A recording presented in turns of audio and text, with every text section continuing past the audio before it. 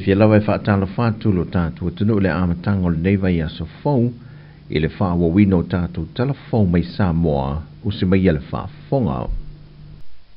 E fitu se fulmaltasi miliona tā la le ua whaamatu watu e le mtanga luenga o tina matamai tai a tina anu manga feso tai e vai i tu malo e 5 se fulmaltasi o le vaenga o le miliona tā la lo na tolu.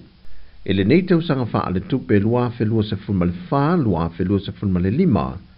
Ma e iwa masina e te tau una wha ngā yo iai ati na e an tu malo e 5 se fulmale tasi, e wha ngā ina iai le tasi tesi male wha miliona tā la. E fitu se fulmale tasi miliona tā la le ua wha nganga e wha asa fuel miliona tā la lo na wha. E ta tasi tesi male wha miliona tā la fo ili tu malo, mo le tausanga wha le tupe lua felua se fulmale 5 e le lua felua se fulmale 1. Ma iwa masina e wha ngā yoi e fui ati na e tu malo. Wa mai au na whailua e sui o le matanga luenga ma sui o whonu wha vai, ma wha maana malama i e nisi o suinga wha o popo, o ati na e mata iala sa wha atino, sa a mata mai e le a matanga le bloketi, le utoe ave ese i lona toe teu te unga. O Solomona leo le atari malo i le amatanga o le tausanga fau, e le sa ilia leo o se tausala o le Pasifika, ma o le atau vai le tausala sa mo le watula i mai, le tamaita i tausala ia li Tara Jeremiah Allen, ma isi sui tau va mai le Pasifika. O sa mo le watatusa ma le atukuki le tai valu tamaita i wa umia le palo le tausala o le Pasifika, ma a fai ai manu malo le tausala le atunu, o lona winga wa siri tātou le lona iwa, mai te tau sala sa mo o mia le pale o le Pasifika. O le pōna whātou te ia le sa ili ngā tau sala sa moa, na mōri mawinga i lunga o peng te wha ilangi ma sila mione lanulangi o sa moa, le whātou mulia le mamanu le atunu e le ngate i sa mo nei, a o sa moa ma a inga na malanga mai atunu i whafo, e mo mōri le langolango ma le wha amanu si au, e tamaita i uma sa moe se fulmale 5, na sa i lia le tamaita i tau sala, e whai maave fua o sa moa.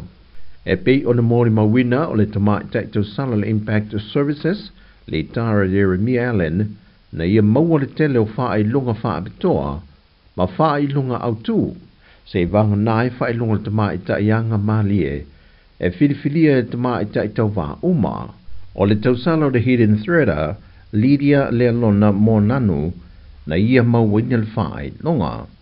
O le tausala mai au se talia sa mo Victoria, Chantal tautu mua whatasi, na ia mawina le whae longa le pulitasi au pito i silio na mātanga o fie. Ma le tausala a Amerika, na ia mawina le whae longa whae beto le tausala le Turisi. O le whae longa au tu, o le tamaita i tausala sa moa, li Tara Jeremiah Allen. Tūlanga lua i ele tamaita ia Brianna Freuen, na langolangoina le Climate Warriors. Tūlanga tolu le tamaita ia Alai Moana Vasa o le Lavaska Tours. Tūlanga wha i ele tamaita i tausala le Hidden Threaders, ia Lydia Lealona Monanu. Ma le tūlanga 5, na maua le tamaita i tausala sa mo me Australia Victoria, Chantal tautu mua whatasi. Wa whailo mai el whaatun silo mtanga ruenga o se fua maloloina, ai ono Dr. Alec Ekeroma, e te tauna o antu le masina fau le fontanga te tai o malo le tau pulenga. Wa lava vai la au ma fua la au, a to ai ma mea mo mi e fo mai mo tong fitinga, e ta pena pena ai mo le taringa malo. Na sau no foi ai ono le porkalame le se fua maloloina, na wha wau feutana inga ele au mia leo fua la au ma vai la au, e le ngata mo le au se fono, ai le whangaloi nai o tātou lava tangata nui sa moa. Na sau noa ai ono o lo whaanga solo ngā ruenga wha le leia le mtanga ruenga. A wale au tō wa ato ngā se ngase i mato tua, ai whapena fo i mauta ngā se ngase wha i tu malo i upolo masawai. O le asisi ngā sui o le komiti o le fontanga le sa malanga mailu tātou o tenu i le masina o tua nai, sa feutanga ia e mawharitala vai te tele lo tātou o tenu, e mawhai o na whao ngā mai e wha leo leo ma fesoa swani, e le sapalai o whala au mawaila au, mai o tātou mautanga se ngā siulu mato tua.